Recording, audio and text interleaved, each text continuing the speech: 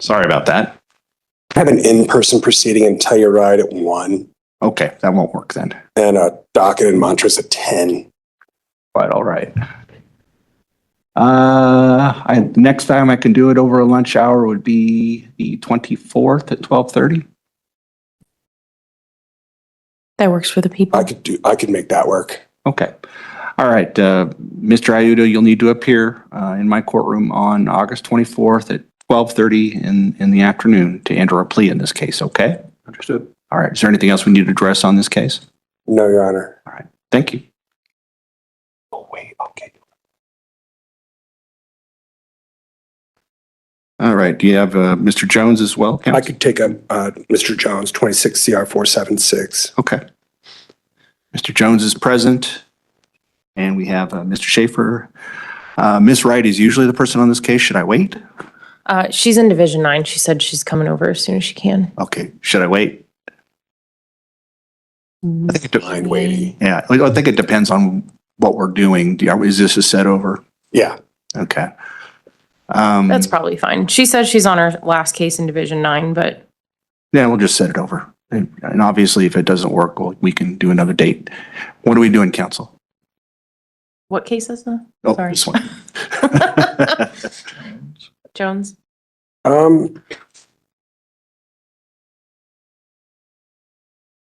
How's the 9th of September for a return on regular docket? Fine by me. How about the DA? Miss Wright won't be here, so I'm sure that'll be fine for whoever. Whoever's doing it? Yeah, Yeah, exactly. probably be me. I don't know. Understood. All right, we'll set this then for September 9th, and that will be at 8:30 in the morning, sir. Do you understand? Yes, sir. All right, thank you. Thank you, Judge.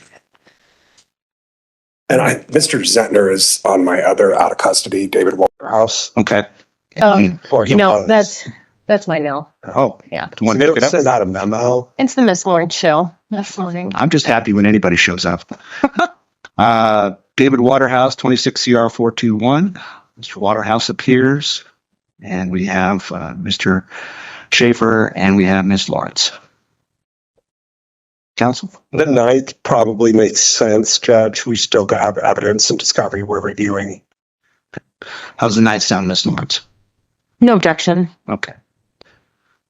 All right, sir, September 9th, and that will be at 8:30 in the morning. Do you understand? Yes, sir. Thank you. Ms. Wright, for Mr. Jones, I believe, we set that to September 9th at 8:30, just to set over. I don't know if it's going to be you or you're somebody else or. Last day is Friday, so it will be Ms. Crane taking over that. Understood. Thank you. All right, I think that's it for Mr. Schaefer. Let me see if either Ms. Watkins or Ms. Spradlin have something to do. We have 17 people on WebEx, just to let you know. Ready on Mr. Bricky, and he's in person. All right. And could you give me that name again, please? Travis Bricky. Thank you. Travis Bricky, 26 CR 604. Mr. Bricky appears here in the courtroom, and we have Ms. Watkins and Mr. Stone. Yes, Your Honor. I was just recently entered in this case. I'm asking to come back on September 16th. Yeah, that works. September 16th, okay. What's the people's position on that? That works for the people. We got an email from CJSD stating that Mr. Bricky was ordered PTS supervision on July 6th and had not reported for an intake as of then. And they didn't have any contact information, so they were asking that he be instructed to report to PTS and complete an intake. Did you hear that? He completed intake yesterday. Oh, he did? He Okay. was unaware. It was not on the bond paperwork that he originally posted. I believe it was actually imposed on July 20th because he did a book and release, and so there was no bond condition set at the time, and it was later imposed. But he did check in yesterday. Okay.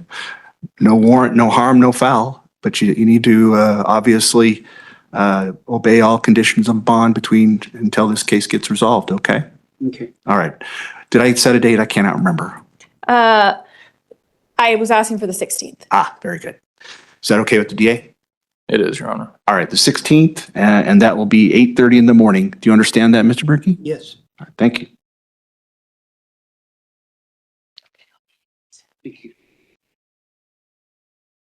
I'm going to go ahead and name off the people on WebEx.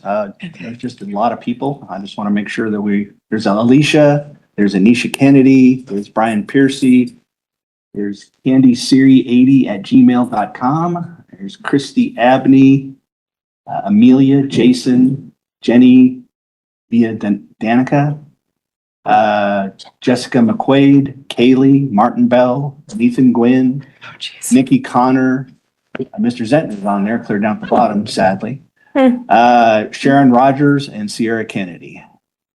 All right, so I'd imagine that those relate to a certain case, but I'm not. I just want to make sure that everybody knows that these folks are on the line if I need to call them out. I'm going to guess that it has to do with a case that is first appearing here today. It probably has a lot of interest. So that's my guess. Martin Bell is a pro se defendant who was supposed to be here today. I don't recognize any of the other names, I don't think. All right. Why don't we see what we're doing with Mr. Bell? Wait a minute. I know Miss Abney is here for Mr. Mayfield, but that won't be until 9. Right. I want to say Miss Kennedy is also, yes. Miss Kennedy is also here for Mr. Mayfield's case. Yeah, there's just too many people to keep track of here. We'll do our best. Okay, I know. Miss Spradlin? Yeah. Nathan Gwynn. All right, Mr. Gwynn. He's lower on the list, Your Honor. Oh, lower on the list, okay. I do think they're sorted in that drop down alphabetically. It doesn't seem like it. I could be wrong. Mhm. Yeah. I don't know how they sort it. But Mr. Gwynn, could you remove your hat, please? Yes, sir. Thank you. All right, we'll call up this was Mr. Gwynn? Yes. This is Mr. Gwynn, yeah. Thank He you. was meant to appear on Friday and there was miscommunication with his caseworker at the Foundry. Understood. 26 CR 5064, People versus Nathan Gwynn. Mr. Gwynn appears via WebEx, and I had stayed a warrant because we didn't know if he had made it to the Foundry or not. Counsel? Yes, he did make it. In between, basically, I have an offer that I received but wasn't able to discuss with Mr. Gwynn prior to his transport to the Foundry. So I'm just asking that we come back on this case on September 9th. People's position? No objection. All right. September 9th, and that will be at 8:30, so long as Mr. Gwynn is in the Foundry program getting treatment. He may appear by WebEx, but otherwise he must appear in person. Do you understand that, sir? Yes, Your Honor. All right. Is there anything else we need to address? No. Okay, that'll take care of it. Thank you. All right. Anything else, Ms. Spradlin, right now, anyway? This moment. Let's see here. Is Martin Bell here in the courtroom? Martin Bell. All right, we'll go ahead and call that one up. 26 CR 646, People versus Martin Bell. Mr. Bell is not represented as far as I can tell, and but he is also appears not to be here. Let me go. Oh, wait a minute. There's a WebEx. Yeah, this is not going to be doable. I can't keep track of all this, but we'll do the best we can. Mr. Bell, are you there? Martin Bell, are you there? I am, Your Honor. Okay. Let's see here. All right. WebEx was authorized for this particular hearing. Let's go ahead and see where we're at on this matter for you getting an attorney or going to proceed without counsel. Do you know what you're going to do, Mr. Bell? Proceed without counsel, Your Honor. Okay. All right. At some point in time, I'm going to need you to appear in person, Mr. Bell. Have you talked with the DA yet? He has not reached out, Your Honor. Okay. Do you want to try to talk with the DA to try to resolve this on your own? Yes, Your Honor, because it's really just a big misunderstanding. July 16th, when I found out I had a warrant, I called Pueblo County to verify. They couldn't find it at first because my warrant was in Mesa County. I went up there, turned myself in. I then tried to give her belongings to the property and evidence officer at Pueblo, which they denied. I do have her suitcase. I would have been mailed it to her. I'm not trying to keep anything from her. I don't want to be charged for theft. I feel like it was just a big misunderstanding. I understand, sir. Let me hear from the DA. Your Honor, I did get Mr. Bell's contact information, his last court date. We set this pretty quickly because there's an issue, I think, with Mr. Bell's military leave, if I'm not mistaken. Correct. It was perhaps a little too optimistic that I'd be able to have an offer to him. By this point, I'm meeting with Ms. Wright to discuss a resolution, I think later today, and then we should be able to VRA that pretty quickly. So I'd ask to come back in probably that same 8/21 date. All right. Mr. Bell, I'd be setting this case to the 21st of August, and that will be well, not the 21st. Strike that. That is correct, 21st. All right, we'll set this for the 21st, and that will be at 8:30 in the morning. Do you understand, sir? I do understand, Your Honor, but there's a big hassle going on back since I've been on leave since July. I know, sir. July 7th. I do completely understand the predicament you're in. There's just nothing I can really do about it, is the issue. But I'm fully cognizant of the fact that you're probably in some hot water with regard to your leaders. But at the same time, this is the way it is at this point in time. Mr. Bell, I'll go ahead and allow you to appear by WebEx for the next hearing, unless we're going to enter a plea. If we're going to enter a plea, you're going to need to be here in person. Do you understand? Yes, Your Honor. All right. Okay. We will talk to you then on the 21st. Thank you, sir. Is that like? Pardon me, sir? Is there any way like we can get this resolved like as soon as possible? I'm not trying to like skip any. Oh, I know, sir. You know, the justice system moves very slowly, and that's because we have so many cases. Unfortunately, the DA is not able to just do it at the drop of a hat.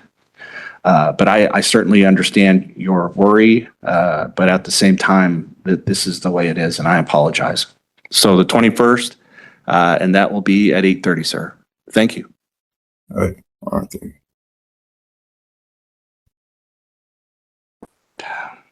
Can you call Brian Percy, who's on WebEx? Okay.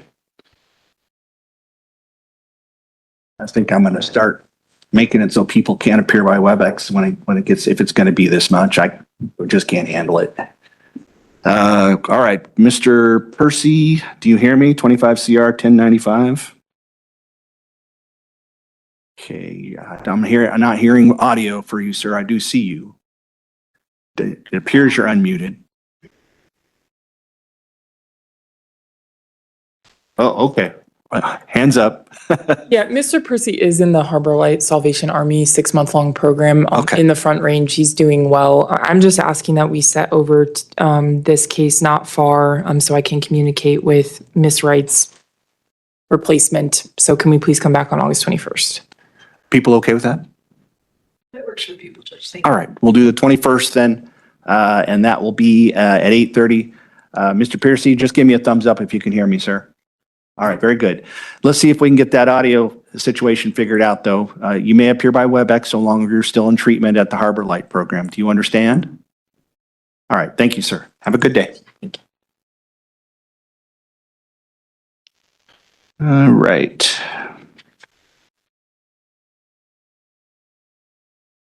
Okay. Miss Adenidin Owens, 26 CR 298. Miss Owens appears, and we have Miss Watkins, and we have Mr. Stone. Counsel? Yes, Your Honor, we are very close to a disposition here. It was just kind of flagged to a new issue I didn't realize existed until yesterday, and so I'm asking to come back September 9th. People? No objection. All right, September 9th then, and that will be at 8:30 in the morning, Miss Owens. Do you understand that, ma'am? Yes. Oh, so this is gonna be put, it's not the other one. So that's on the. Okay. Here's it. All right. Thank You're you. good to go. And I'll talk to you soon, okay? I don't know if Miss Lawrence is here yet. J.C. Lawrence? She had emailed me this morning indicating to me, Your Honor, that she was in Palisade and her car wouldn't start this morning, but she was on her way. So I just asked to pass it. I just wasn't sure if she was in the room yet. I don't see her on WebEx, at least nobody that looks like it. All right, we'll pass that one. Thank you. Do we have, let's see, Miss Spradlin Yarborough is what I have left for you in Spore. Mr. Yarbrough is here. I'm not sure about Mr. Spore. I need 1 second with Mr. Yarbrough. Okay, I'll call up one of the pro se folks. Josephina Patton, 26 CR 724. Josephina Patton, are you here? All right, check WebEx. See you, Josephine. All right, one more time. 26 CR 724, Josephina Patton. Not appearing. All right, who's the prosecutor on this case? I am, Your Honor. All right, counsel? Thank you, Your Honor. The people are asking the court to find that Ms. Patton has failed to appear for formal filing of her charges, to issue a bench warrant for her arrest and revoke the outstanding PR bond that she received. I'll also note that she has 31 lifetime failures to appear, 4 of which have occurred in the past 5 years. All right, then. I note that the appearance bond on the PR bond indicates that she's supposed to be here today at 8:30. Obviously, we're well past that. Her PR bond is revoked and we'll set bond at $5,000 cash only. All right, how about Rhonda Payton? Come on up, Miss Payton. 26 CR 608. Ms. Payton appears pro se, and we also have Mr. Stone. All right. Ms. Payton, have you made any headway on getting an attorney? I have. I am in the contract stage right now with Marissa Aker. Okay. All right. Do you have a pretty good idea of whether you're going to hire her? I am hiring her, yeah. You are. I already told her yesterday, so today she's doing the contract. Understood. Why don't we then come back next week? Is that okay? Or I would set it for next Friday, if that's all right. And that would be the 21st. And that would be at 8:30 in the morning. Is that sufficient? 21st on Friday? Friday the 21st. That's perfect. That's And that'd be 8:30 in the morning. okay. All right. And is that okay with the people? It is, Your Honor. I'm just going to note that if Ms. Payton doesn't have an attorney at that point, I'll probably be objecting to a further continuance for purposes of her getting an attorney. Understood. But it sounds like we're going to do that, so we'll be fine, I hope. All right. So that will be the 21st of August, 8:30, hopefully with your attorney, okay? Okay, yes. Thank you. All right. Are you ready on Yarborough? Yes. All right. 26 CR 436. Mr. Yarborough appears here in the courtroom. We have Ms. Spradlin and Ms. Lawrence. Where are we at, Ms. Spradlin? I'm just asking that we set this over to Wednesday, September 2nd. Okay. And where are we at on the case? Just get a brief sentence is all I need. Miss Lawrence has extended an offer. Okay. Fair enough. September 2nd, sir? Yes, sir. And that will be at 8:30 in the morning, okay? Yes, sir. Thank you. Thank you. All right. How about Walter Spohr? Could we pass this case, Your Honor? Sure. Not a problem. How about J.C. Lawrence? Anything on that one yet? Yes, Your Honor, she just emailed me that she was in the courthouse making her way to the courtroom, so we. Okay. All right. So what I have left for our 9 o'clock, we need Mr. Bartelt, I believe. Come on up, Mr. Bartelt. I think, Mr. Yarko, you're my victim of the day. 26 CR 498. There's been, I think recently, maybe yesterday, a Conflict of interest. conflict of interest Yeah, that's filed. what I heard this morning. I'm going to go ahead and appoint Mr. Yarko at this time. He's the next victim on my list. So at this point in time, I'll appoint Mr. Yarko. Mr. Yarko has to look and see if he has any conflicts, and also if he's able to represent you. But as it stands right now, since you're eligible for court-appointed attorney, I'll appoint ADC Mr. Yarko. All right, obviously, Mr. Yorko just learned about this, so let me hear from him as to when you want to come back, sir.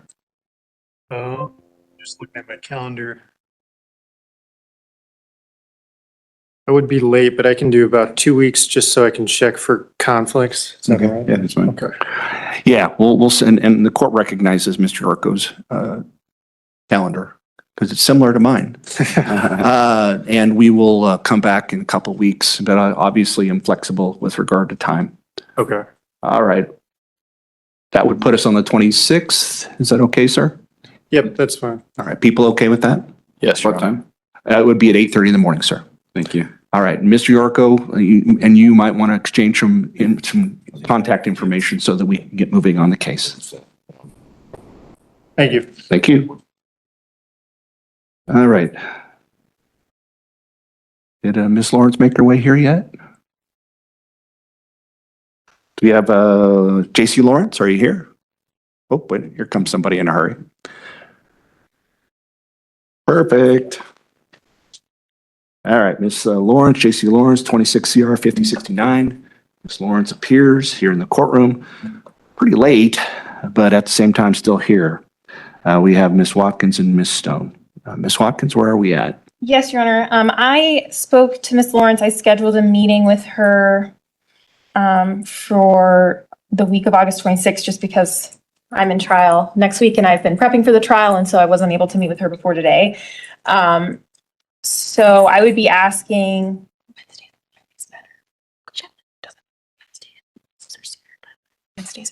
Okay, could we do September 16th? People? No objection. All right, then. Ms. Lawrence, September 16th, and that's at 8:30, ma'am. I know that sometimes it's difficult to be on time, but you have to understand that if you don't show up, I issue warrants.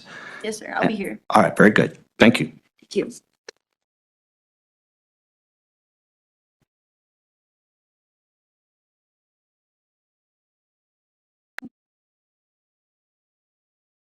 All right, I'm going to go ahead and call up Sport this time. 26 CR 630, People versus Walter Spohr. Mr. Sport, let me check on the WebEx.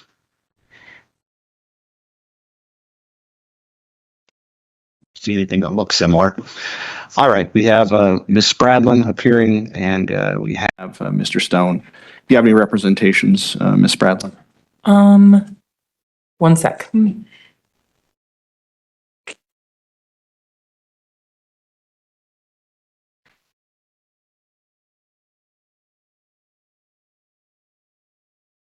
I know you just entered your appearance. No, that's okay. I knew this was my case. We just had like an administrative issue. I just want to let the court know that Mr. Spohr did come out of custody to apply for the public defender's office.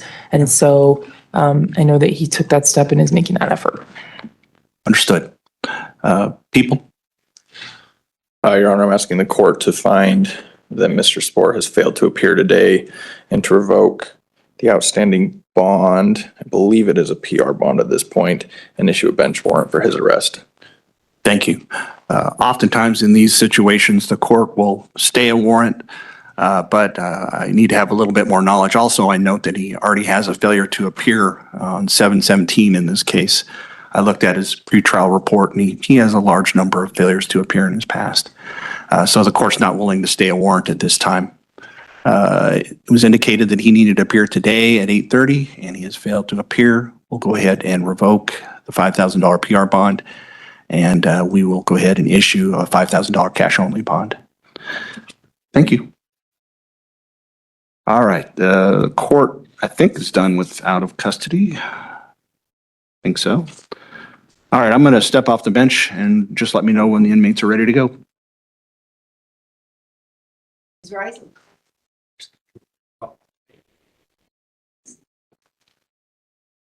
See you. Mr. Schaefer? Mr. Mayfield, please come up, sir. 25 CR 842. Mr. Mayfield appears here in custody, and we have Mr. Schaefer, we have Ms. Olson, and Ms. Lawrence. Counsel? Judge, we're asking for, Your Honor, there's multiple people we need to let in on WebEx. Name them off for The me. Kennedys and Miss Abney. You might want to tell the folks that they can do by live stream in the future so that we don't have to sort all this out. So I have Anisha Kennedy, Christy Abney, Sierra Kennedy. Is that one too? Yes. All right. Am I missing anybody? Sharon Rogers, Kelly. I don't think so. Okay, I'm going to stick with these folks then. All right. Again, the court calls up Joshua Mayfield, 25 CR 842, and all parties are present. I've let people in online that I believe are involved in this case. Where are we at again, Mr. Schaefer? Judge, we're getting some stuff from the people regarding toxicology. And as you know, from the preliminary hearing, that's a central issue. Indeed. In addition to the pathology of death. I'm proposing September 9th return. Works for me.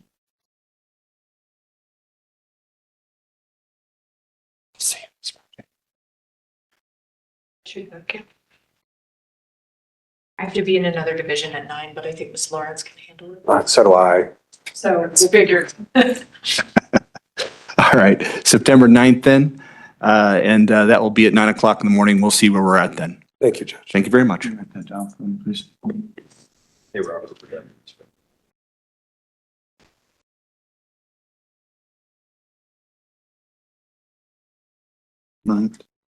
September. See you.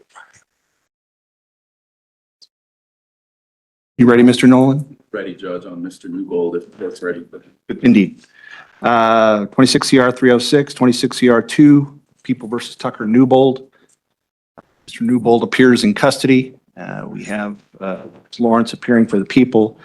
On the 2 case, we have Mr. Nolan. On the 306 case, we have Ms. Spratlin. Where are we at, counsel? Parties have reached a disposition, Judge. We're asking for a off-docket Entry hearing. plea? Yeah. Possible sentencing. It's a stipulated, Possible sentencing? yeah, unless, I wouldn't object to that. Okay. My docket on the surface is quite full. Do you want this as soon as possible, or do you want this down the road a little ways? I think the earliest Okay. possible from Mr. Newbold's perspective. I can offer you, the earliest I could offer would be Thursday, the 20th of August. It would be at 12:30 in the afternoon. That works for the people. That works for me. Works. Okay, so this will be for plea and potentially sentencing, and that will be on August 20th at 12:30. Okay? Thank you. Thank you.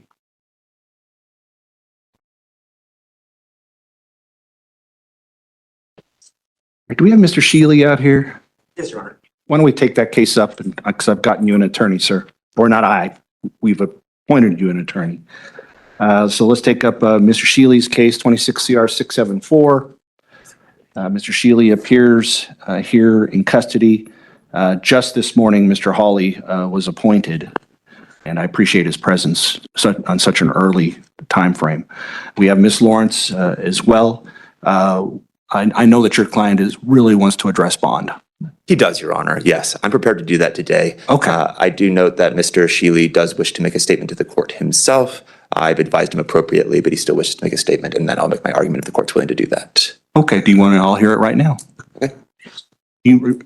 I know that you've been advised, sir. I just want to make sure that you understand. You have the right to remain silent. Anything you say can be used against you. I do. Your Honor, I apologize.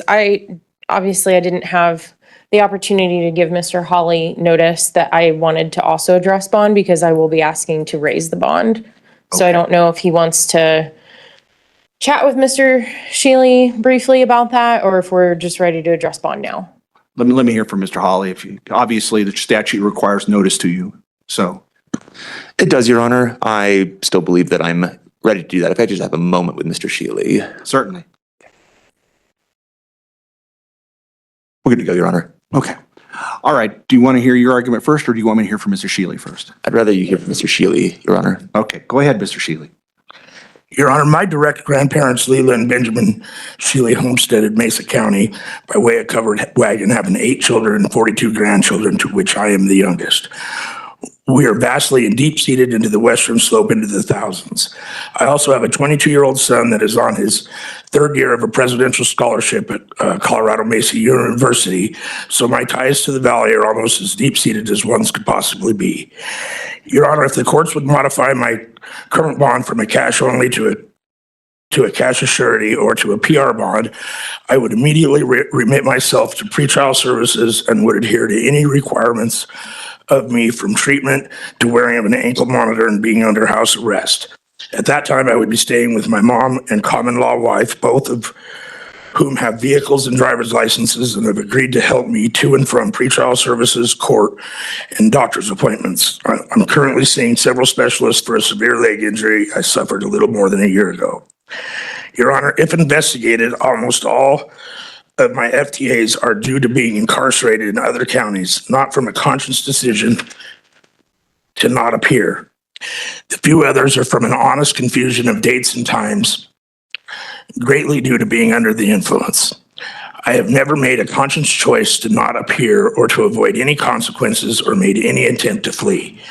Your Honor, I have set witness the past few weeks hearing the district attorney's office mundane, almost seemingly broken record like objections to cases with things like severity of the case, risk of flight, or public safety and prior convictions. Your Honor, I have read through the affidavit provided by the state and see nothing but circumstantial and speculative evidence. This, with no hard evidence at all. This and me being presumed innocent, along with a home arrest ankle monitor and daily contact with pretrial services, eliminates any public safety risk or risk of flight. So at this time, Your Honor, I would like to ask or even beg of the courts to modify my current bond from cash only to cash surety so that I may have a chance to post bond or to grant a PR bond assuring it. Thank you, sir. I've heard what you had to say. Thank you. All right. Mr. Hawley?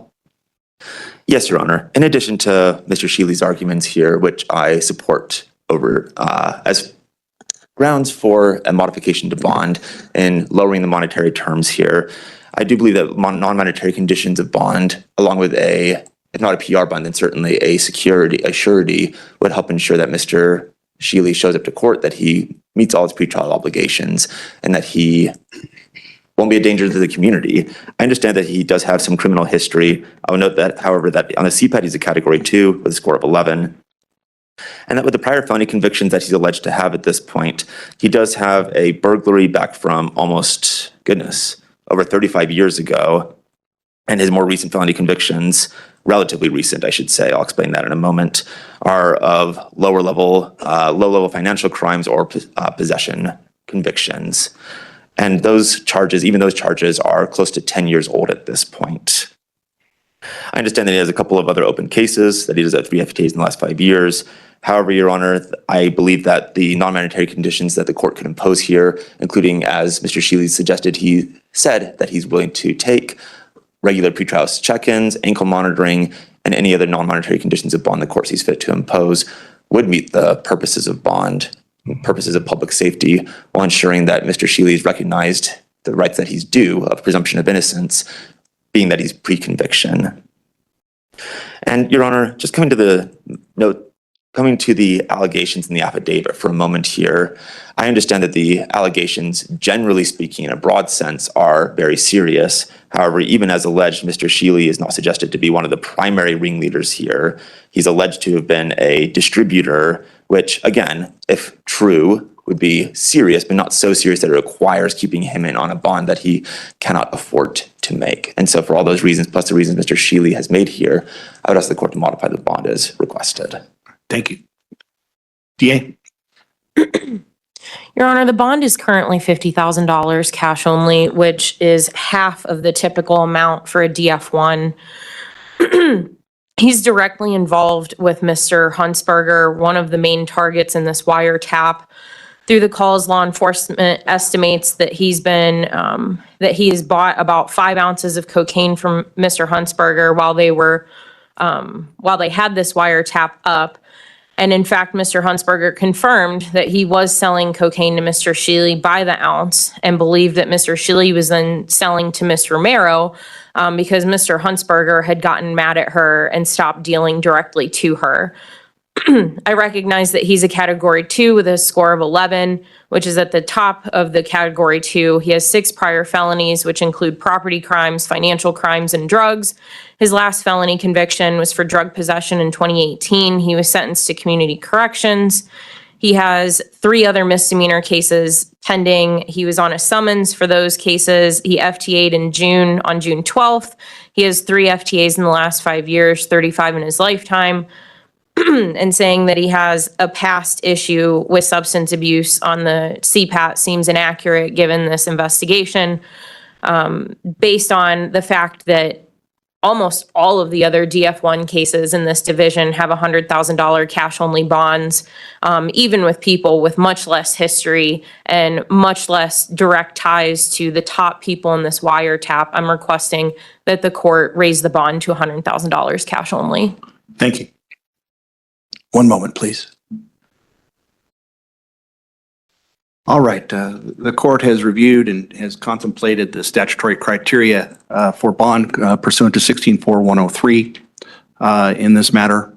Obviously, the court has to set a bond that is sufficient and reasonably it ensures the appearance of the defendant in court, and also to protect the safety of the community, take into consideration the defendant's individual characteristics, including his financial condition. The court needs to look at a CPAT, which is an empirically developed assessment tool, and the court needs to take a look at the statutory criteria here. The court obviously has heard Mr. Shealy with his deep ties to this community. There's really no doubt about that, and also the extent of familial relationships.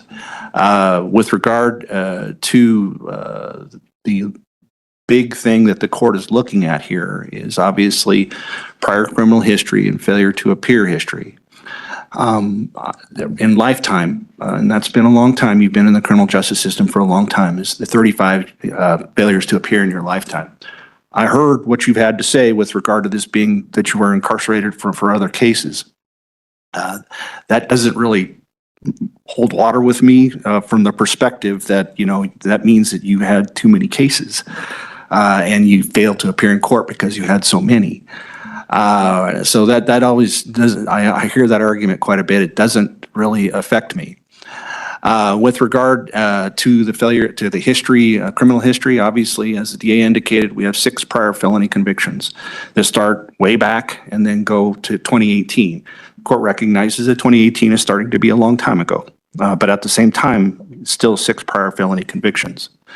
I also have looked at the likely sentence, considering the nature of this case and the present charges. The DA is correct that this is a Class 1 drug felony, and that necessitates a mandatory prison sentence if you're convicted.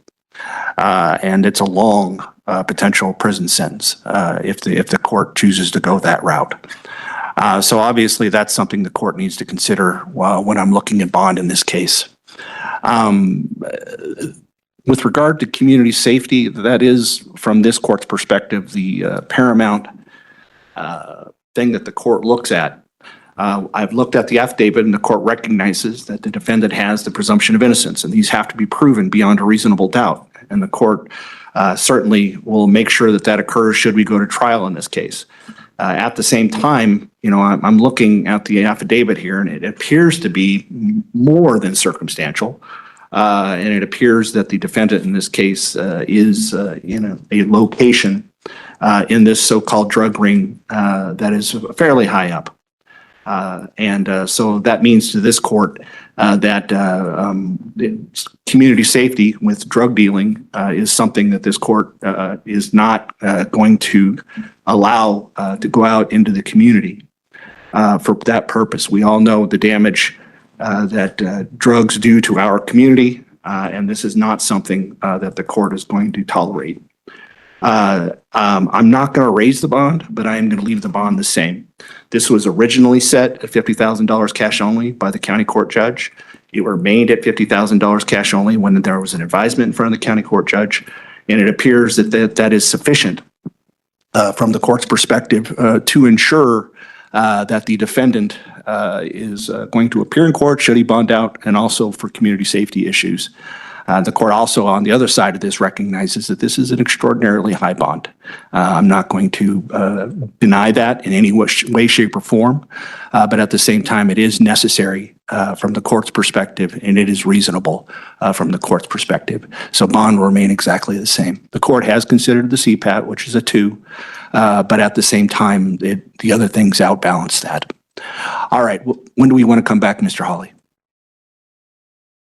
Your Honor, I need time to meet with Mr. Shealy and figure out next steps. I'm not familiar with the court. What's the court's criminal docket look like? Wednesdays and Fridays. Wednesdays and Fridays. Your Honor, could we do Wednesday the 2nd? People? No objection. All right, we're going to do Wednesday, September 2nd, and that will be at 9 o'clock in the morning. Thank you.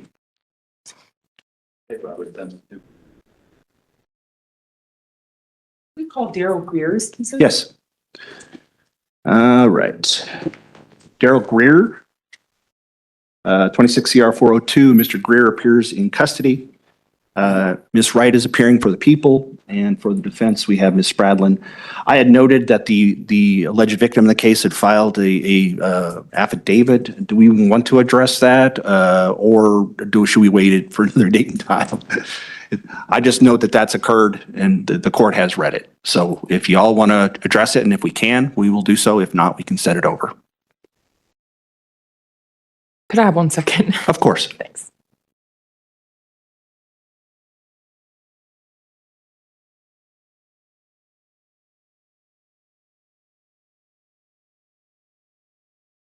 I mean, I guess if Ms. Wright is prepared to address that, I would be happy to. Otherwise, I guess we could address it at the next court date.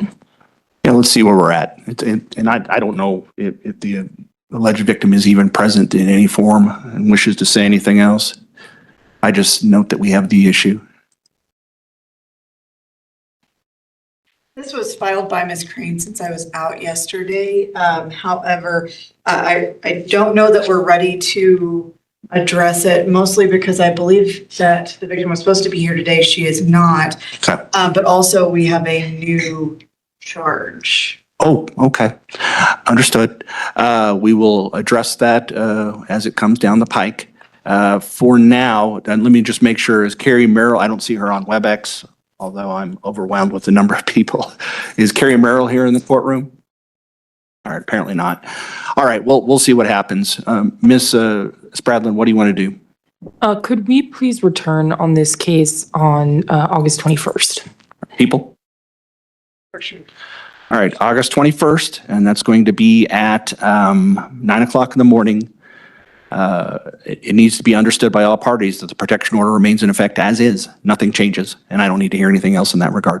All right, thank you. That's on both cases, by the way. Yes, and I guess if we can please address the protection order at that. Got it. We will. Okay, thanks. All right. We need to make sure that the alleged victim, if she wants to be present, is here one way or the other. I'm getting a note out right now. All right, thank you. Could we call Stephen Vogan? Mr. Vogan, please come up, sir. 26 CR 691, People versus Stephen Vogan. Mr. Vogan appears in custody, and we have Ms. Spradlin, and we have Ms. Wright for the people. Counsel, I know you've just recently been appointed. Yeah, Your Honor, I don't think the bond has been addressed in Mr. Vogan's case, so I'd like to do that this morning. I think we've addressed bond. Did address bond when Mr. Rubenstein was the case. Yeah, I mean, we did address bond. Let me see, are the people prepared to address bond today?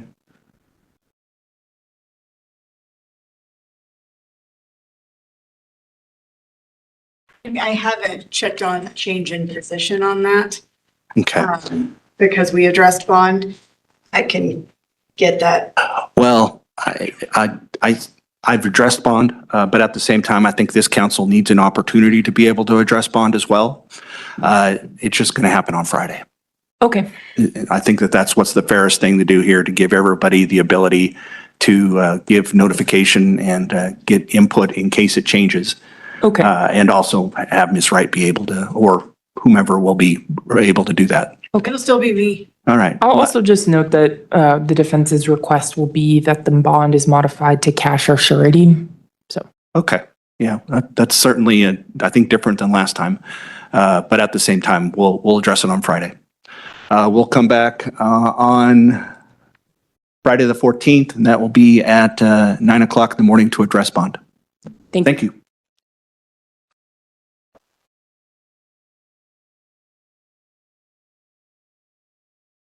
Ms. Watkins? Yes, Your Honor, I'm ready on Ms. Harmon. All right, Ms. Harmon, please come up. 26 CR 722, People versus Linda Harmon. Ms. Harmon appears. You're in custody. We have Ms. Watkins appearing, and for the people, Mr. Stone, and we do have filing of charges, I believe. Yes, Your Honor, I'm in receipt of a 2-count complaint information. I would waive further reading or advisement. At this time, I do believe Ms. Harmon is entitled to a preliminary hearing on count 1. We would be requesting that hearing, not asking to set it at this time. We would waive the 35-day timeframe. I am asking to address bond at this time. Are the people prepared to do that? We are, Your Honor. Go ahead, counsel. So, Your Honor, just to acknowledge, I know there is not a CPAT in this case that was fully completed. If the court is unwilling to modify the bond today without that, Ms. Harmon would be willing to cooperate with that. That being said, I am asking that the court modify the bond. Ms. Harmon, in this case, Counsel, I think, just so that I don't want to steal your thunder, I would like to have a CPAT to consider. okay, I think that if it's available, I think the statute requires that I do so. okay. Meaning, and it sounds like Ms. Harmon wishes to do it at this point in time. So I think that I need to do that. I also want to note that, looking at the pretrial, there's 49 failures to appear lifetime, 23 in the last 5 years. That's difficult, but at the same time, I think the CPAT may be helpful in that regard. So can we come back Friday then? Yes. People okay coming back on Friday to address bond? Yes, Your Honor. Okay, that's what we'll do then. And We'll set this to come back on the 14th, and that will be at 9 o'clock. We will address bond then. Thank you. thank you. Do I need to order that the CPAT be done, or is that just something that happens? I'm emailing them now. Okay, I'll say that we're doing a CPAT. All right. Mr. Yorko. Ready on Miss Molina? All right, come on up, Ms. Molina. 26 CR 255, People versus Selena Molina, who appears here in the courtroom in custody. And we have Mr. Yorko and Mr. Stone. Counsel? Thank you, Judge. I think two things I was hoping to address today, or she was hoping to address. I know I didn't put the DA on notice for a bond argument, and we were just here last week to argue bond, and she is requesting that I be able to address bond today. And I'm really just asking for a modification, slight modification to the current bond. Let's see if the people are ready. This is VRA and domestic violence, so I'm not sure the people are ready to proceed. I think it's just. Oh, wait a minute. Sorry, I'm on the wrong one. I apologize. No, yeah, I picked the wrong link. Sorry, I'm still not very good at this. All right, are the people ready to argue bond? I mean, Your Honor, I wasn't put on notice, but I think we'd probably just come back Friday to do it, and I can argue it at this point. So I'd rather just proceed today. All right, why don't we go ahead and do that? Let me hear your argument, counsel. Thank you, Judge. I think, so at the last court date, I think the court's main concern was failures to appear and her ability to appear in court in the future, since there was motions to quash in this case. Hold on. The gentleman in the back who just flipped off somebody, Sorry. get out of here before I throw you in jail. This is absolutely inappropriate.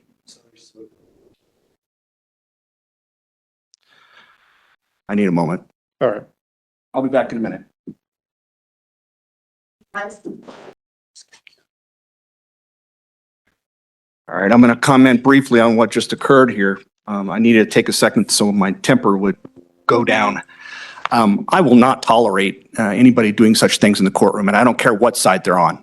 This is a court of law. This is not any kind of show. This is not any kind of talk show where we sit here and boo people. I will hold people in contempt of court if they do these kind of things. And that is up to 6 months in jail. Do not test me. All right, counsel, let's address bond. Thank you, Judge. I think where I was just commenting on the last time we were in court. I think one of the court's main concerns was her ability to appear in the future. She's just asking to modify the current bond to a surety bond. I think it's $5,000 cash only. She might be able to post if it were a surety bond. That would also ensure or help to ensure her appearance at court in the future. I'm not going to rehash really the arguments I already made, but she does have a place here in Grand Junction. I think previously she was living in Denver, so she is going to be in the area. So we would just ask to modify bond or surety bond. I do think it'll be sometime before we can, even though it's a DF4, sometime before we can get the case resolved. So, thank you. Understood. Thank you. People's position?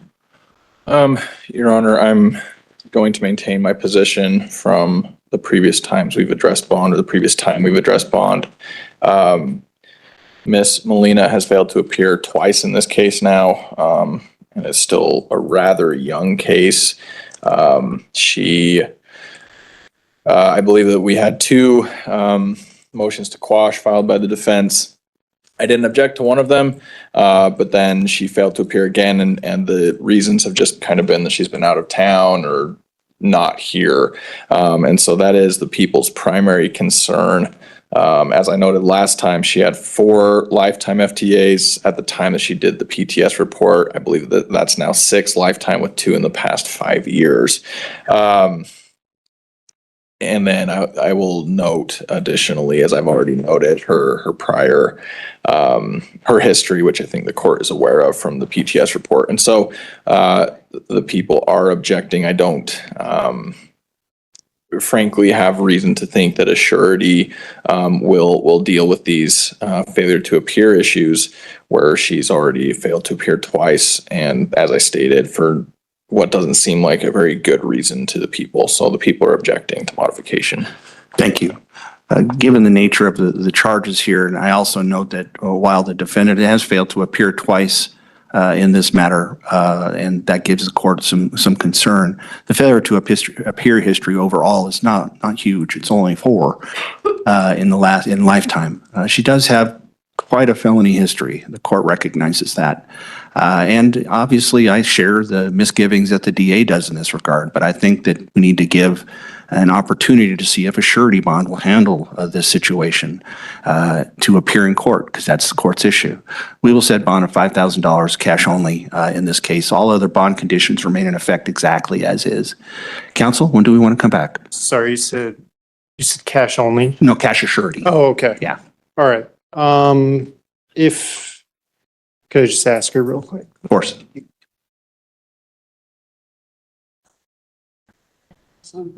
Do you have time on September 4th? People? No objection. All right. September 4th then, and that will be at 8:30 in the morning. Well, let's go ahead and do 9, just in case she isn't able to do it. But obviously, if you bond out, you have to appear, unless you want to go back to jail. No, I understand. Very good. Thank you.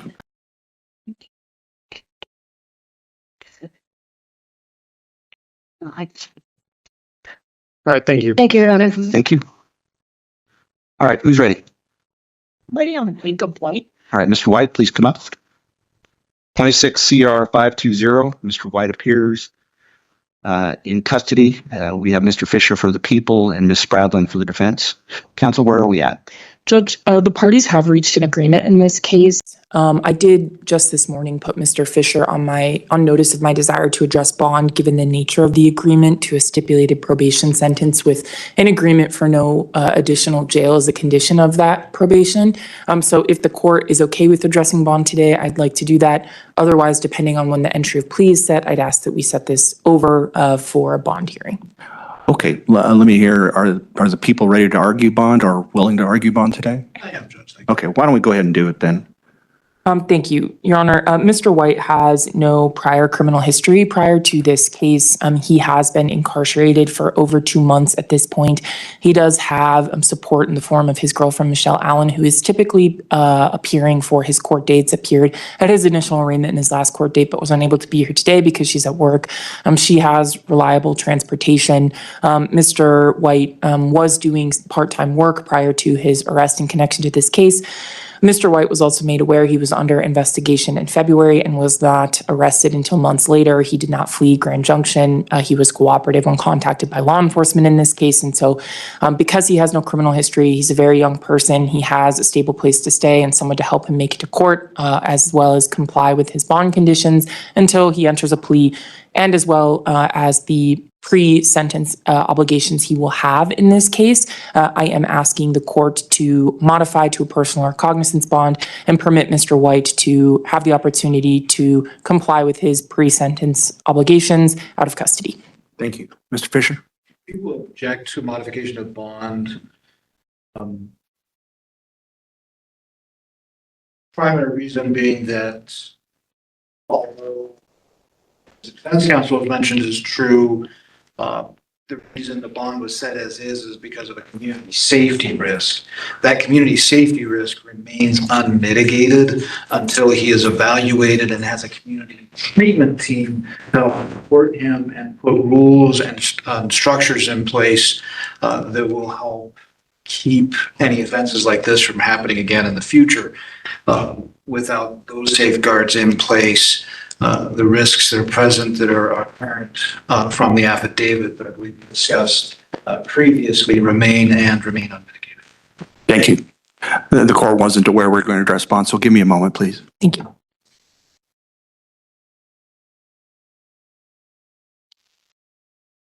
All right, the court has reconsidered bond in this case pursuant to the statutory criteria that I need to look at.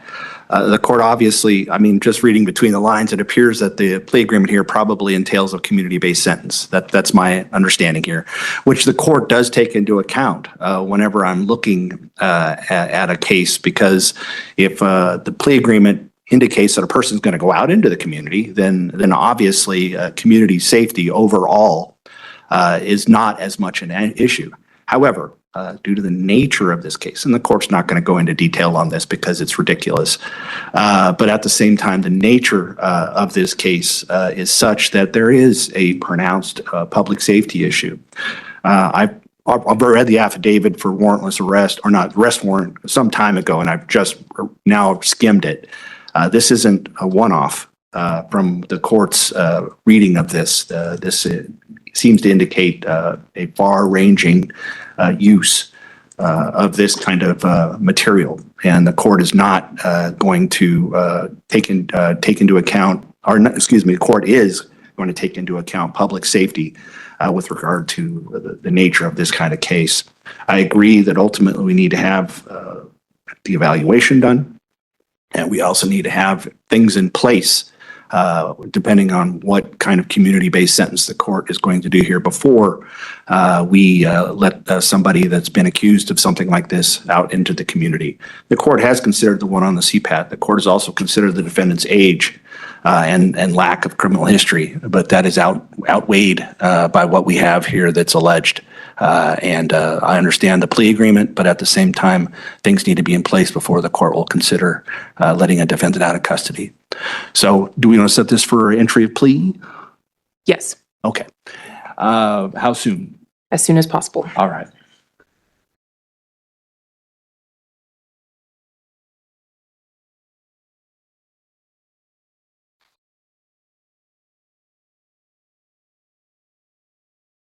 All right, looks like next week's pretty filled up with lunch hours, so we'll have to go to the next week.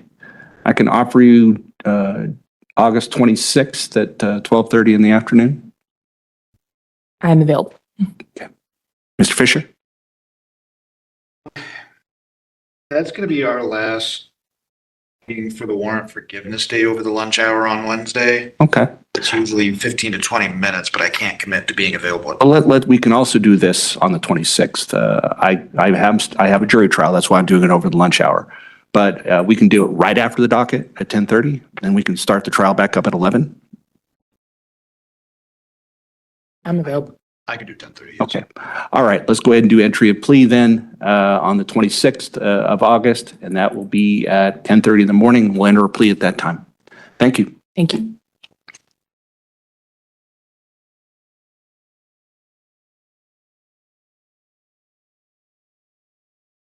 All right. Counsel, Yes, Your Honor, I'm ready on Mr. Hinkson. please come up, Mr. Hinkson. Samuel Hinkson, 26 CR 718. Mr. Hinkson appears here in custody, and we have Ms. Watkins, who's here for the people. This is my case, Your Honor. All right, Ms. Lawrence is here for the people. We're here today for filing of charges. Counsel? Your Honor, I'm in receipt of a 17 count complaint and information. I would waive further reading or advisement on that at this time. Mr. Hinkson is entitled to a preliminary hearing. We would be requesting that hearing, not asking to set it at this time. We would waive the 35-day time frame on that hearing. I am asking to address bond at this time. Are the people prepared to address bond? I am, Your Honor, and there's at least one person that would like to address the court. And let me also make sure that not these folks that are online, I'll let them in if they are associated with this case. There's a 509 area code. Then there's Cassie Johnson, Don Pennell, Amelia. Hold on, Your Honor. Miss Johnson, yes. Okay. I want to let everybody in, but let's make sure that everybody understands they can do live stream. Yeah. But if they want to speak, obviously. we need to do it. Is Jenny via Danica, I would imagine, be involved in Yes. this case? Okay, I'll let that person in. There is, I'll just go through it. Don Pennell, Jen, Jessica McQuaid, Sharon Rogers, and then the area code. We don't know who Miss Rogers is, Okay. but everybody else, yes. So Pennell, Jen, Jessica McQuaid. What about the 509 area code? We don't know what that is. That's Mr. Gallegos when you get to. Oh, okay, so that's Mr. Gallegos. Gotcha, thank you. All right. Okay, I'm letting these folks in. All right, now there are people who wish to address the court? Yes. Okay. All right, whoever wishes to address the court may come up at this point in time. When you get up here, I'll need to know your name and how you're related. Good morning, Your Honor. My name is Matt Taylor.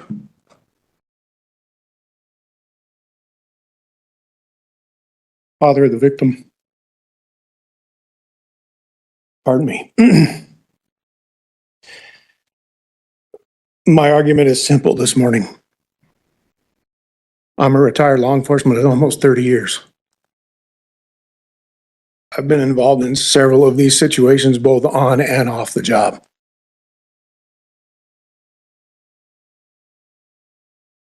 The acts that were committed supposedly here are irreprehensible in my mind. I have a daughter who is terrified now because of the acts of what took place. She couldn't go back home.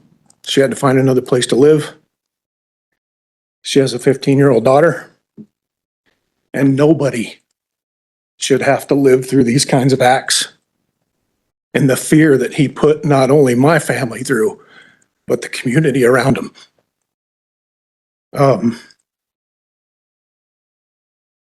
If we're addressing bond today, he doesn't need to be walking the streets.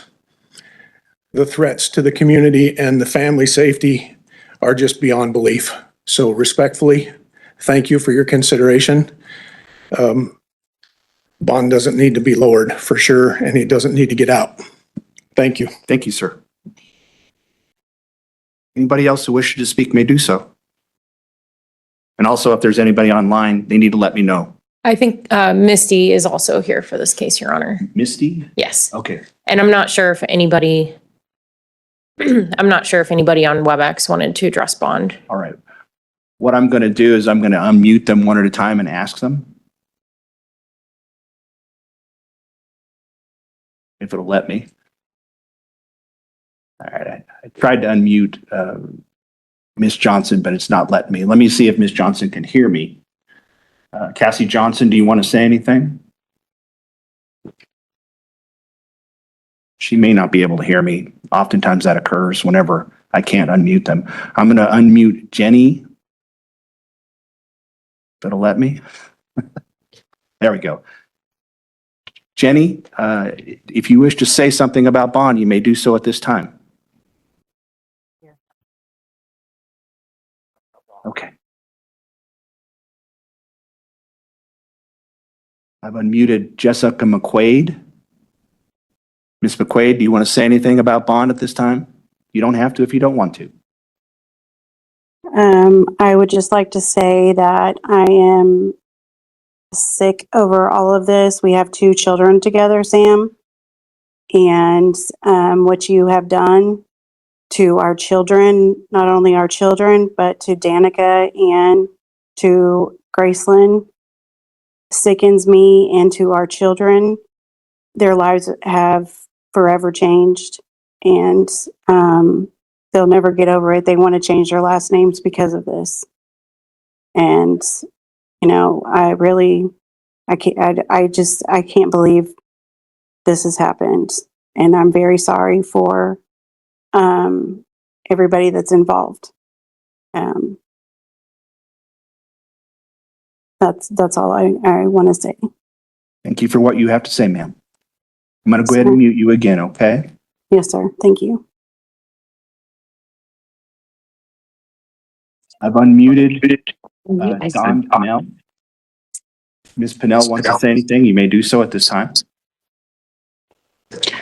No, I do not. Thank you. Unmuting Ms. Vasta. Yes, sir. Thank you. Ms. Vasta wants to say anything. She may do so. Hi, my name is Misty Vasta. I am Piper Hinkson's mother. I feel the same way Jessica does. Just really sickened that this has happened. I'm sorry. My daughter, what she witnessed and doesn't even understand what she witnessed isn't okay. I don't ever feel safe with her being around him ever again. And she also doesn't want his last name anymore either and wants to go to my name. I don't want him out either, what he's putting Danica and them through. And Graceland isn't safe. I know he's not a safe person for what he's done to me in the past. And I wish that he does stay put where he's at for as long as y'all can. Thank you. Thank you, Ms. Vasta. I'm going to try Ms. Johnson one more time. I'm guessing we're having some kind of bandwidth issue because it won't let me unmute. Okay. Let's go ahead and see if there's anybody else who wishes to speak. Your Honor, Miss Virginia Walker, who is Mr. Hingson's sister, would like to address the court. Please come up, ma'am.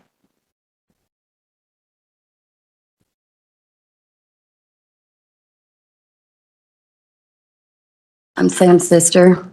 I just want to say that I'm here 1,000% to support him. Speak up a little bit, please, ma'am. I own a home here.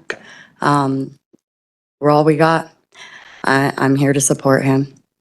I believe that there are extenuating circumstances and a lot of judgment, and is supposed to be innocent until proven guilty. Sam wasn't sober, and I believe when you have a bunch of people, you know, he didn't handle it appropriately. He needed some mental health help. Again, I'm here 1,000% for him. Thank you, ma'am. I appreciate what you have to say. Thank you. Anybody else? All right. Let me hear from Ms. Watkins. Thank you, Your Honor. Mr. Hinkson is a Category 2 with a score of 8 on the CPAT risk category.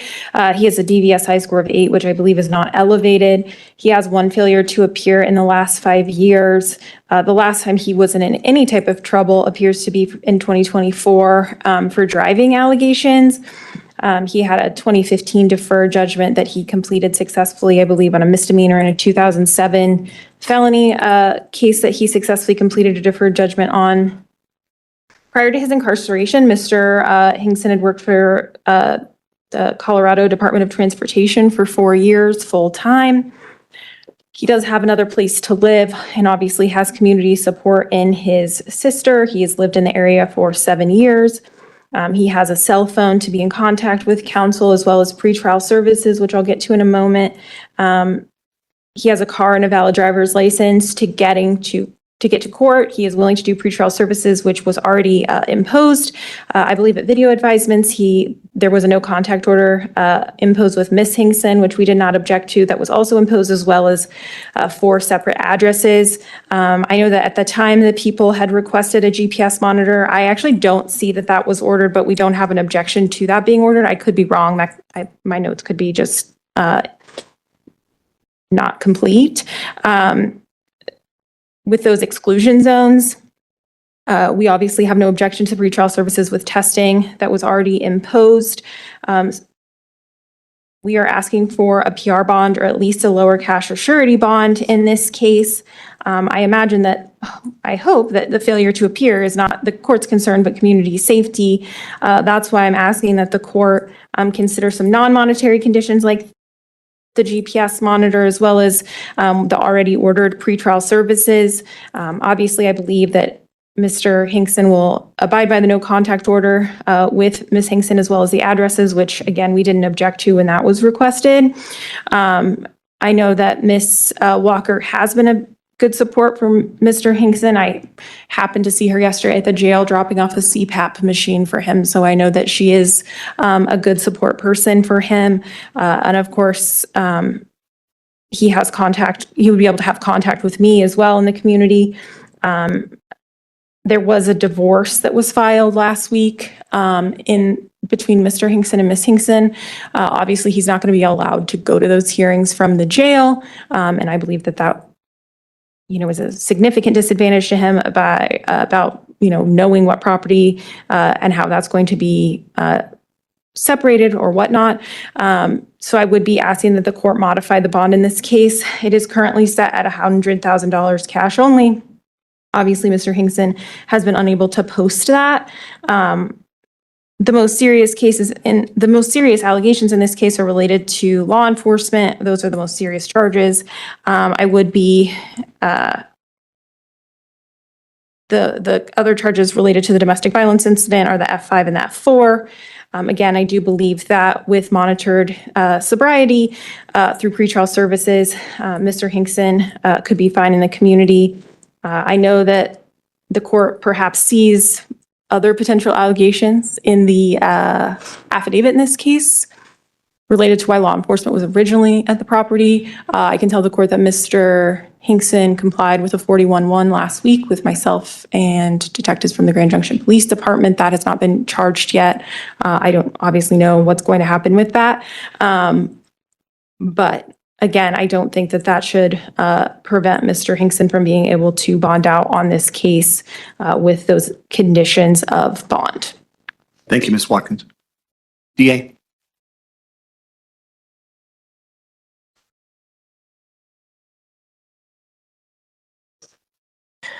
Your Honor, I think it's a resounding response from law enforcement that none of them want Mr. Hinkson released. I can't think of any more of a community safety risk other than somebody that actually shoots a law enforcement officer. Officer Baldwin did write in. He said, in a case such as this where a suspect is accused of a heinous crime, Samuel Hinkson's response was to obtain a high-powered rifle, return to his residence, and message his wife in a manner that resulted in a high-risk law enforcement response. I believe this behavior is unacceptable and demonstrates a willingness to place others in danger. Samuel's actions were not limited to the potential harm caused by the underlying allegations. By obtaining a high-powered rifle and creating a situation that required a significant law enforcement response, Samuel endangered the lives of officers who responded to the address, the lethal threat he presented. His actions also placed his neighbors and other members of the community at risk and caused significant disruption to those in the surrounding area. The total number of lives Samuel placed at risk that day is unknown. His demonstrated willingness to create a potentially lethal situation and expose others to danger is a significant concern. Based on Samuel's actions and his demonstrated willingness to place the lives and safety of others at risk, I respectfully request the court consider imposing a very high bond or denying bond as permitted by law to protect the community and ensure the safety of others. I'm not seeing another statement written out by any of the officers. Miss Hinkson is in the courtroom. She did not want to address the court. She very strongly opposes any bond modification. She's scared to death, and she believes that if Mr. Hinkson is released, he will kill her and her daughter. As law enforcement knows from the affidavit, detectives were there on August 1st, earlier in the morning, to investigate a different horrible crime that allegedly occurred. Mr. Hinkson declined to speak with detectives about those allegations, but his wife had told him he needed to leave the property. He agreed to leave after gathering some property, and he got that property and left while detectives were still on scene. And they believed that, that issue had resolved. He left willingly. They didn't expect him to come back. But unfortunately, very soon after he left, he did return with a rifle and a bottle of Crown Royal. Miss Hinkson told him to leave. He told her no. He exited his vehicle with that AR-style rifle and that bottle and went into the house. Miss Hinkson was scared. She ran. She screamed. She left the area with, I think, maybe her uncle that was there trying to help her gather some property. Mr. Hinkson then proceeded to text her and other people, essentially that he was going to burn the house down and anybody that tried to stop him was going to die. SWAT arrived, law enforcement, they're telling him to come out. He's refusing. They were able to watch him through cameras in the house as he continued to send messages to Miss Hinkson, texting her, "You ready to watch? Here we go. You think you got away?" While officers were commanding him to come out, they continued to watch him through the cameras. He was shouldering the rifle, looking through the sight, aiming at the bedroom door. That would have been the only way that officers would have been able to access him where he was at that time. Then he was in low and ready positions, peeking out the windows. He did exit the bedroom to look out other windows with the rifle still in his hand and aiming at the door. Again, the only access point that law enforcement would have been able to take to get to him.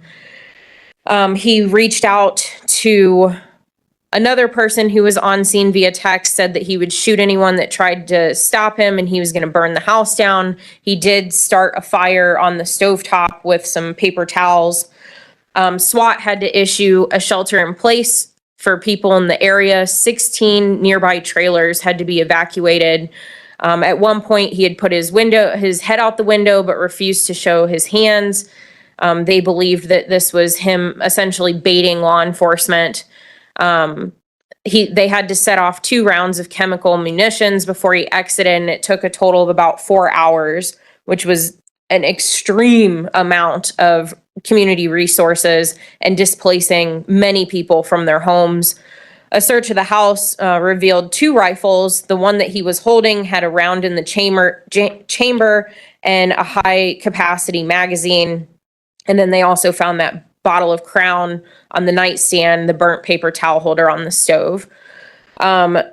Yes, the most serious charges here, 9 of them, are for the law enforcement officers that were there. Those are first-degree assaults, crimes of violence, mandatory DOC, which I believe would be in the range of 10 to 32 years, and then multiple other charges, some domestic violence charges as well. I do recognize that his history is limited, but it is assaultive nonetheless. We have a misdemeanor assault from Texas in 2002. Not really sure what happened with that case, looking at his criminal history. Then another case from Texas in 2007, a felony abandoning or endangering a child that was a deferred. And then another Texas case from 2014, which was an assault as an act of domestic violence that was also deferred. I would note that the CPAT does not take into consideration this specific offense, which is probably why it is so low. But this is an extreme public safety concern, not only for Miss Hinkson and her child, but the community at large, and especially for law enforcement, and somebody that's willing to take a rifle and threaten to shoot it out with law enforcement. I mean, we can't allow that in the community. It is such a concern, and threatening to burn down his house. So I am strongly urging the court to not do any bond modification here. I don't think that there is any level of non-monetary conditions that could assure that Mr. Hinkson does not do this again or is successful in harming law enforcement or Miss Hinkson or killing himself out in the community, which is also a concern. So I would ask the court not modify bond. Thank you. Anything else, Ms. Watkins? I mean, Your Honor, I would just point out Mr. Hinkson didn't refuse to speak with law enforcement. He refused to speak without an attorney, which is his constitutional right. Understood. Thank you. All right. The court recognizes the high emotion that is attendant to this case. Obviously, the gentleman that I kicked out, obviously, I believe was involved in this particular case. I also heard the alleged victim's father and the emotion that he was obviously portraying the court felt. And the court recognizes how difficult this is and how awful this is for the people that are involved in these kind of cases. It is my job to objectively look at criteria with regard to bond in these instances according to the law that we have. And the court certainly recognizes what both sides have indicated in this case. The court's obviously read through the affidavit here, and the DA is 100% correct. This is about as violent as it gets and community safety issue as it gets without someone actually being killed. The court, not literally, but had a shiver whenever I read through the affidavit and noted that the gentleman allegedly had an AR-15 in what appears to be a trailer park. The court is very well aware of the penetrating power of a rifle like that, and if he would have decided to let loose, it would have cut through those trailers like paper. And people probably would have been hurt or killed, including law enforcement for this matter, which the court does not ignore here. So obviously the nature of this offense and the potential penalties here are extraordinary in this matter. And the court needs to take a look at the criteria and make a decision at this point in time. I am looking, obviously, as I'm sure everybody in the courtroom has heard earlier, I have to look at the statutory criteria in 16.4.103, which the court has done here. I have to set a bond or allow a bond that is sufficient to reasonably ensure the appearance of the defendant in court and also to protect the safety of the community, taking into account the individual characteristics of the person and their financial condition. And I also look at the CPAT tool that has been referenced in this case. Starting with that, obviously the court notes that we have a 2 on the risk category, which obviously indicates that it's a low risk. And the court certainly takes that into account as I'm required to do. I do note that the criminal history does have some assaultive type situations in it, which the court does take into account, but his history is relatively low, which the court certainly has considered in this instance. The court also looks at the underlying offense here. Obviously, what allegedly occurred with regard to law enforcement is extraordinarily dangerous, but the court also takes into account what's alleged beforehand and the fact that this is alleged to be a domestic violence situation. Whenever I do that, I look obviously at what we call the DBSI score, which supposedly tells us the elevation, whether a risk is elevated. According to that device, it is not elevated.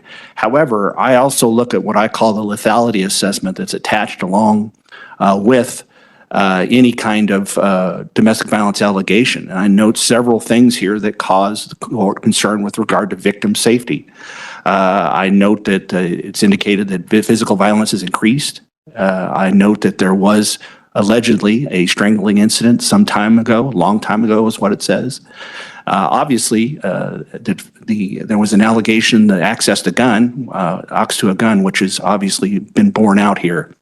And one of the things the court looks at is, do you believe the suspect is capable of killing you? And it says yes. And obviously that is very concerning to this particular case from the court's perspective.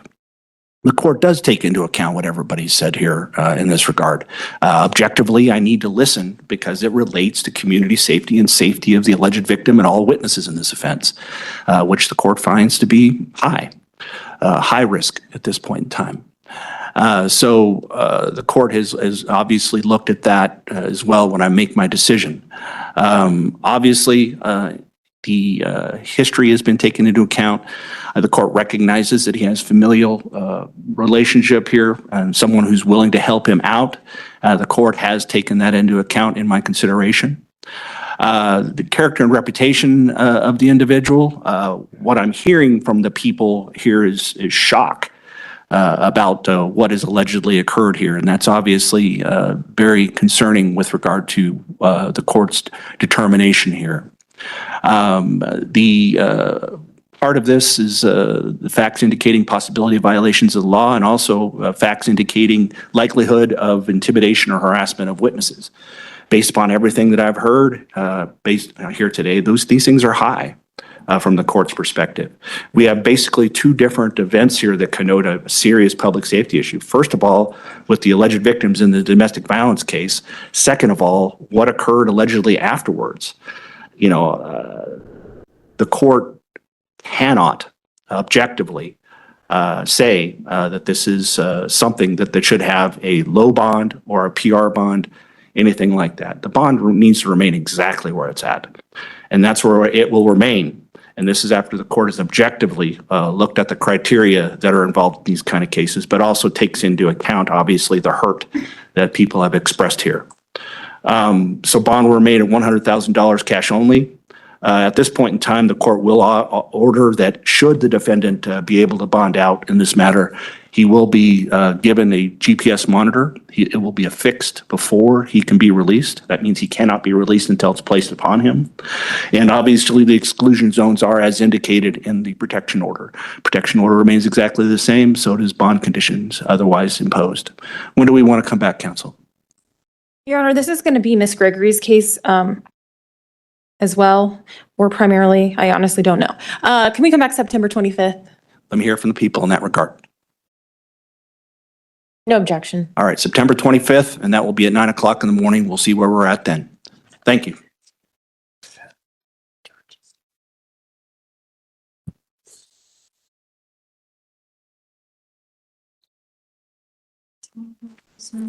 All right, there is Gabriel Torres. Yes, Your Honor, he's Okay. present. Okay, why don't we take that case up then? Mr. Torres, please come up. 26 CR 515. Mr. Torres appears out of custody. We have Ms. Watkins for the defense, Ms. Lawrence for the people. Counsel? Yes, Your Honor. Mr. Torres needs to apply for the public defender's office now that he is out of custody. We entered when he was in custody. So I'm asking for some time to do that. I'm wondering if we could come back September 2nd. People? No objection. All right, we'll set this then for September 2nd. And that will be at 8:30 in the morning. So make sure you appear at that date and time, sir, okay? Yes, sir. Thank you, Your Honor.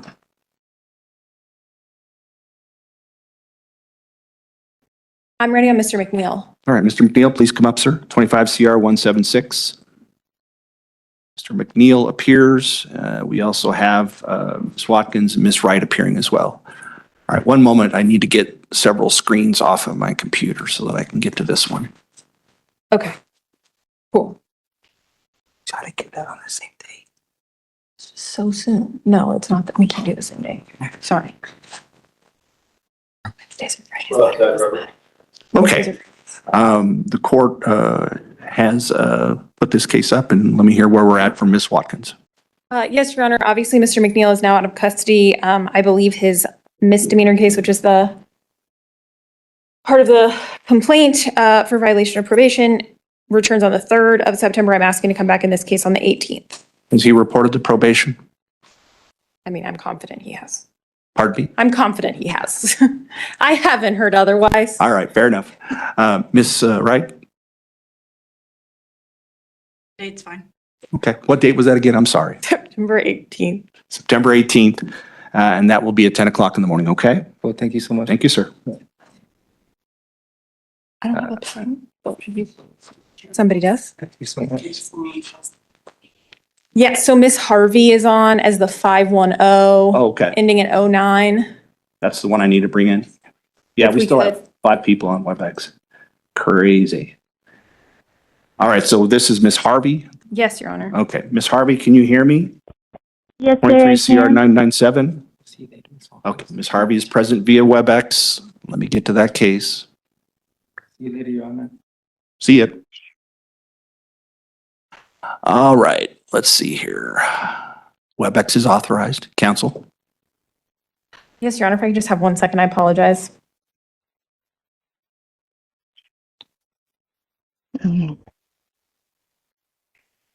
I mean, this is a misdemeanor probation violation. I need a chance to discuss that with Ms. Harvey. I believe last time she appeared, I was actually out of the office. So if we could come back. Could we do September 18th? People?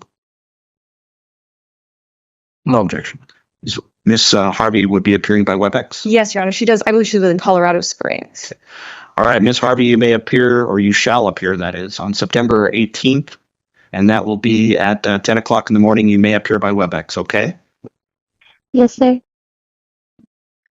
All right, that'll be it for today, ma'am. Thank you. Thank you. Bye. And you said there was somebody else? Mr. Gallegos. Mr. Gallegos, okay. His phone number is the one that starts in 509 ends in 22. Thank you. All right. Ms. Spradlin, are you ready on Mr. Gallegos? Yes. Okay.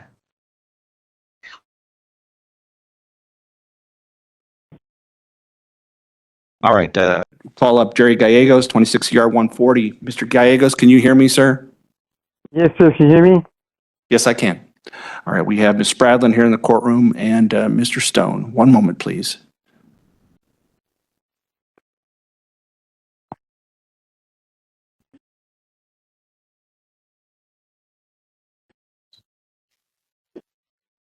All right, I note that the defendant at some point was in the hospital. I don't see that WebEx was authorized, but obviously the court will hear what you have to say. Thank you, Judge. So first, I just need to correct the record because last week I was confused about where Mr. Gallegos was. He was, in fact, in St. Mary's, had been transported there from a Mesa County detention facility, returned to jail on August 3rd, and posted his bond on August 4th. So I don't know if that had been filed in e-filing or I just missed it, but he was out of custody because he had posted a cash or surety bond at that point.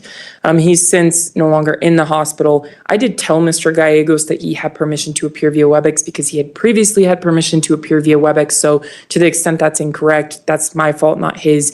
He does live on the Front Range. I'll also note that he has a case in Golden, Colorado, and I've been in contact with his public defender there named Renee Roundtree, and she confirmed that he appeared in person at her court date on Friday. Mr. Gallegos has no ability to get regular transportation to Mesa County, so I would renew the request to the extent it's necessary that he be granted permission to appear via WebEx moving forward, given how far away he lives and that he's been showing up in person to the court dates that are close to his home. Essentially, Mr. Gallegos has another case open in another jurisdiction, and the state of our negotiations are that if he accepts a resolution in that case, then this case would be dismissed. So I'm just asking for us to set over to see what shakes out in his other case. Thank you. DA? Your Honor, I mean, Mr. Gallegos was not granted permission to appear via WebEx here. He had a warrant for his arrest due to failing to appear, which has happened twice now in this case. And I don't, just to clarify, the negotiations that we're in are that this case would be dismissed with restitution. So it's not that we would just completely get rid of this case if he accepts the offer out in the other county. At this point, I mean, I understand that Mr. Gallegos apparently lives far away, but failures to appear have been an issue here, as well as I believe failing to comply. I want to check that I'm correct about that. If I could have just one moment. Yes, there's been a failure to comply issue in this case as well. And so at this point, Your Honor, the people are asking for a bench warrant to issue. Thank you. Go ahead, Ms. Bradley. Sure. I guess I just wanted to provide some context. Mr. Gallegos, while in the custody of the Mesa County Jail, was having stroke-like symptoms, and that actually happened more than once, which is why he was transported to St. Mary's emergency room during his time stuck in custody. I'll also note that Mr. Gallegos is required to check in with pretrial services, but is not required to do anything else in terms of testing. Mr. Gallegos has been in communication with pretrial services. He also, for the same reasons, he cannot easily get to Grand Junction for court dates, which ultimately give him a set over, is because he cannot regularly check in person with pretrial services. I know that he's made efforts to communicate with them. And so I think he is in compliance. I mean, essentially what he's required to do is communicate with them and make sure that he knows his next court date. So I just wanted to provide that context for the court. Thank you. The court's not going to issue a bond at this warrant at this point in time. The court recognizes, of course, that the last time that their permission was granted for WebEx was clear back in March. And obviously, we've had a couple of failures to appear since then, as well as the issue with regard to the pretrial. Given the nature of this case, the court doesn't think it's appropriate to just go ahead and issue a warrant, even though the court needs to communicate to the parties here that the court's patience for not obeying bond conditions and not showing up to court is at an end. And obviously, if the defendant does these things again, I'm going to very seriously consider a bond where he is either going to have to pay a lot of money or he's going to stay in jail, so that we can make sure that this case gets resolved one way or the other. Also, the court is taking into account what appears to be what is going forth in the negotiations in this case. If a person in the end is going to have the case dismissed, I don't think that they should be held on it. So in the end right now, I'm not going to issue a warrant, but I am going to communicate that the court's patience is at an end with regard to failures to appear and violating conditions of bond. So bond remains exactly the same. And all bond conditions remain exactly the same. I will allow Mr. Gallegos to appear by WebEx for the next court appearance. Obviously, we need to see where we are going ultimately with these cases that are across the state here. So, counsel, when do you want to come back? I'm just trying to confirm his next Broomfield date. Okay, he has court tomorrow in his Broomfield case. Could we please come back on September 2nd? People? No objection. All right, September 2nd.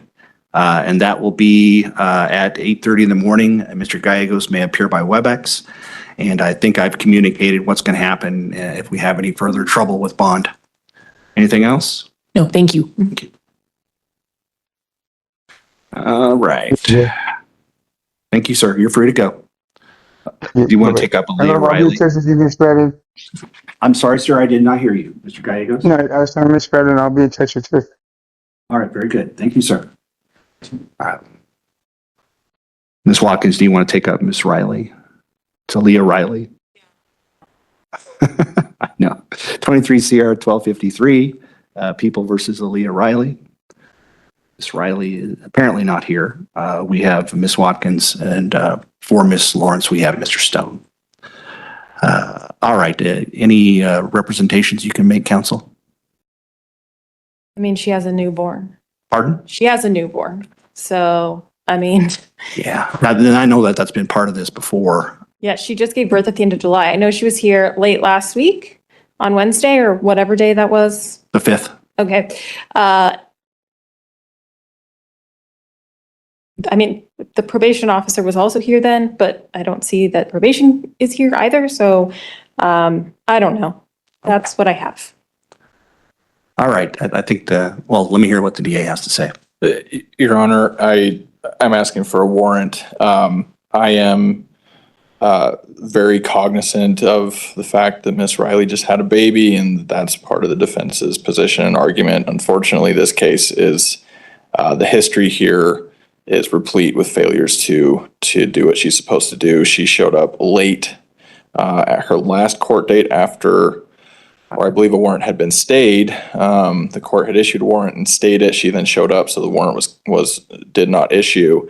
But at this point, she is almost 25 minutes late, and it just seems to be a recurring theme at this point. So that people are asking for a warrant. Yes, I think with the lateness last time, and I think it's appropriate that the court issue a warrant for the defendant's arrest. Again, being cognizant of the issue. Obviously, if there's something that's good cause, then the court can certainly take it into account and perhaps quash the warrant. But right now, I don't have any information, and I have a history that we're having difficulty showing up to court. So I'll go ahead, revoke the PR bond in this case, and we'll go ahead and set it at $5,000 cash only. All right, anything else, folks? All right, thank you. Well, I guess, Your Honor, well, no, it has nothing to do with anything on docket. I was just going to let the court know, since Mr. Stone is here, I plan on filing objection today to the Ariano amended complaint. I know the court had said as soon as possible. I just haven't had a chance to get that done, but Understood. I don't want anyone to think I'm not objecting. I plan to have it done today. That's why I gave you the opportunity. I figured you would. Yes. So I just, usually I just grant those. But at the But I same time, appreciate the time to respond. I think that there may be a colorable argument that I should not allow it. However, I need to address that. Okay? I just want to make sure everyone knew I wasn't just ignoring it or just No, you're good. accepting it. Counsel, I've had such a rough week. I'm just glad to be conscious. But we will continue. All right, we will go from there. Is there anything else I need to address? I need to take a quick break before I come back in and do the findings of with regard to that. Counsel, are you here for a particular case? Your Honor, I'm here for Mr. Chick. Okay, I don't think he's on the docket. Let me, it's Antonio, right? Correct. All right, let me take a look at what we have. He's not on my docket. Okay. But maybe there's a mistake. That's where I had him, Your Honor, and it's Yeah. on the website docket as well, so. Strange. He's in treatment and they usually put him on WebEx. Yeah. But he's not. Right. I have 8:14 at 10 a.m. That's what I have. So I don't know what happened. Maybe there's one case that got inadvertently set. Be appearing remotely on the 14th. Yeah, apologies, counsel. I don't know what happened here, but we'll note your appearance, Ms. Krupa.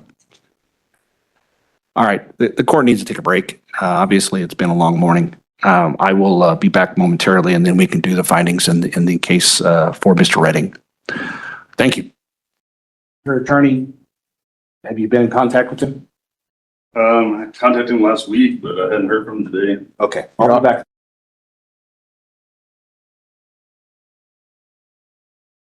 All right, we're on the record, and this is 25, whoops. There we are, 25 CR 5141, People versus Ben Redding. Mr. Redding appears here in the courtroom.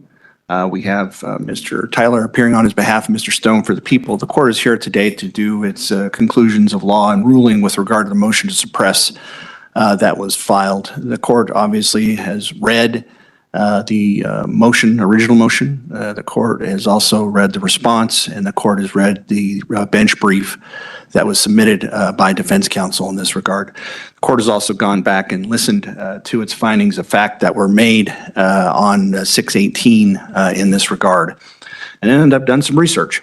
And obviously, what we're talking about here is the defendant being ordered to leave the vehicle, and also the pat-down search that occurred.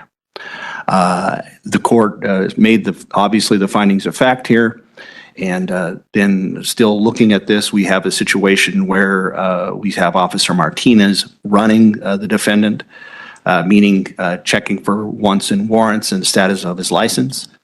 That obviously extended the stop for two reasons. And the reasons why is the defendant indicated that he didn't have his license with him.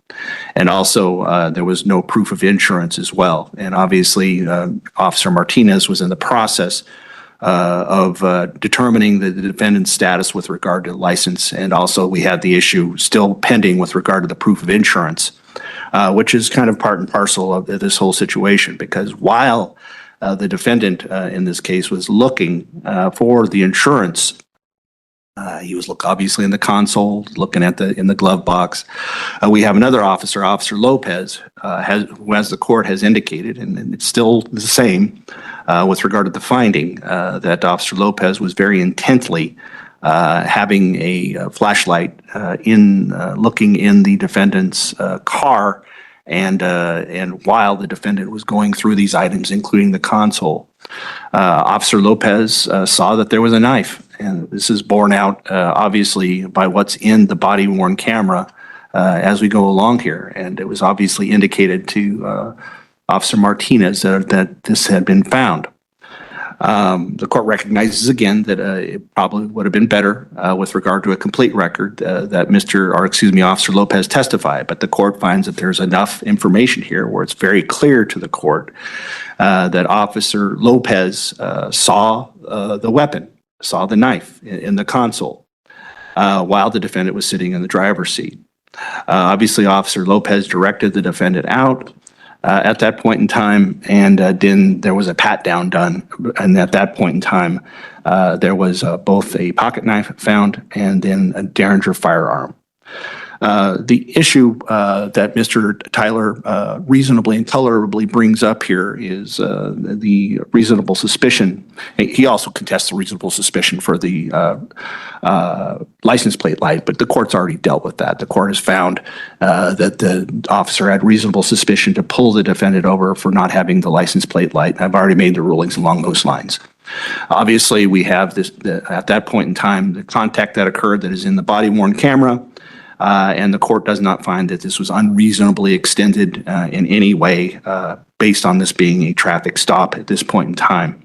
And again, the officer was in the process of doing what he usually does on a traffic stop whenever the weapon was seen in the vehicle, and also as the defendant was being ordered to get out of the vehicle by Officer Lopez.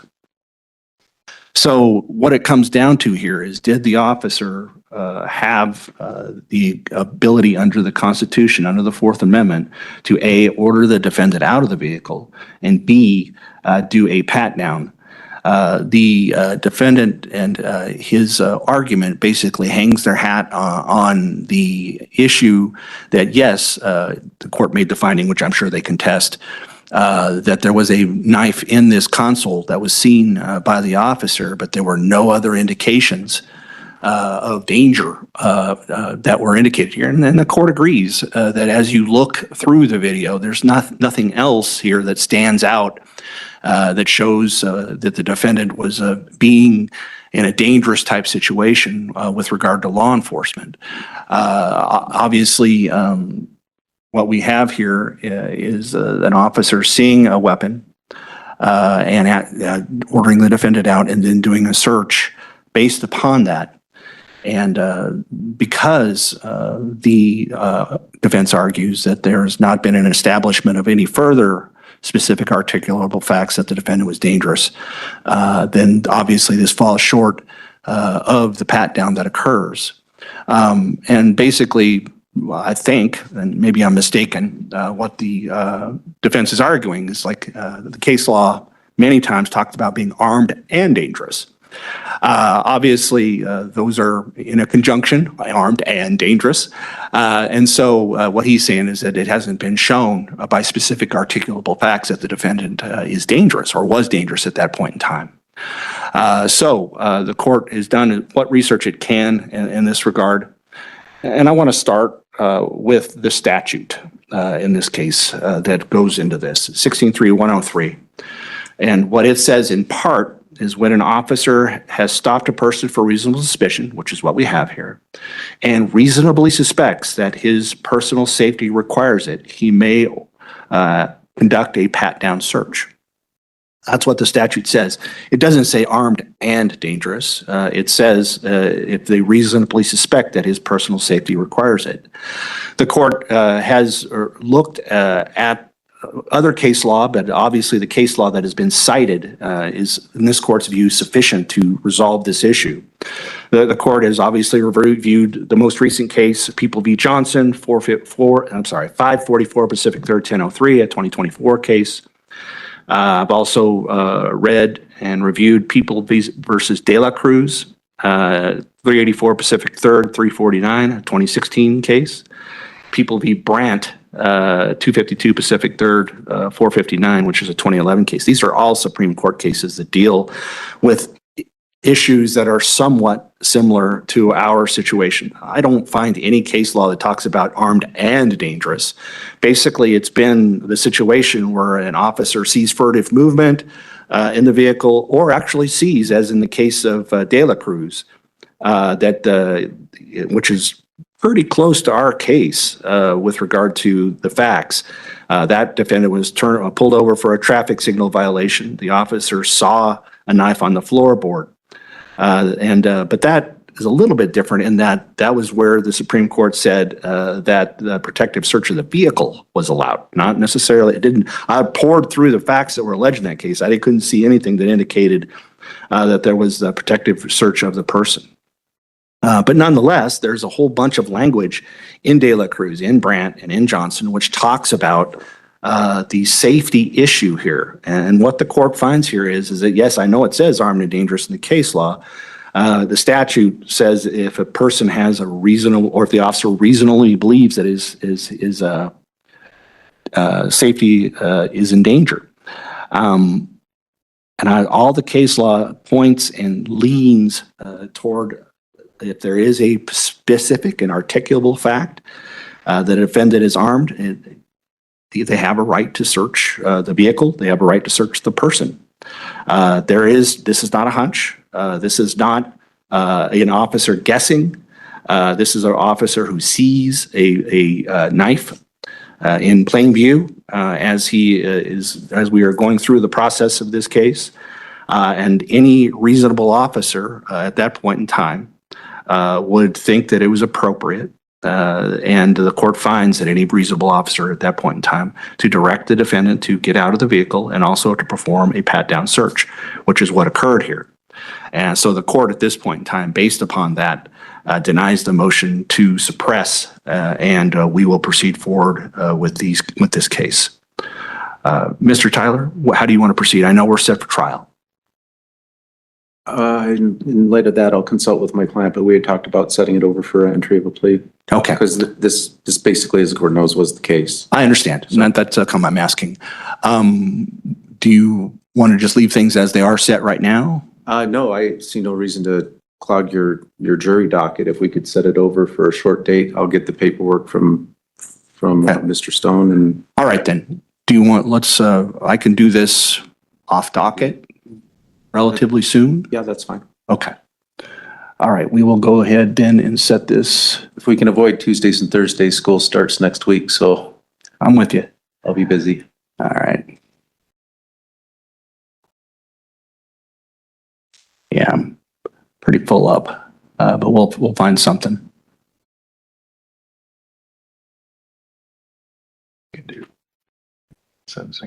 And offer you the 12:30 on August 26th. I'm guessing this is plea and sentencing, or is it just a plea? Yeah.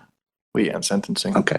We'll set this for a plea and sentencing then, August 26th, if that's okay with Mr. Tyler and his client. I do have that date open. Okay, and that will be at 12:30, and we'll go from there. Okay? Need to appear in person, sir. Do you understand? Yes, Your Honor. Okay, very good.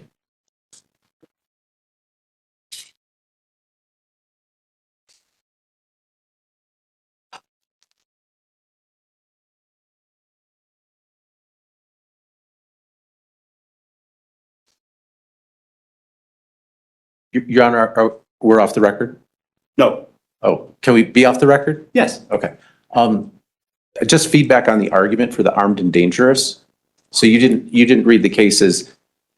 Yeah, there was presence of a weapon, but he didn't do anything that made him feel like his safety was. I did make that record. Do you want me to? No.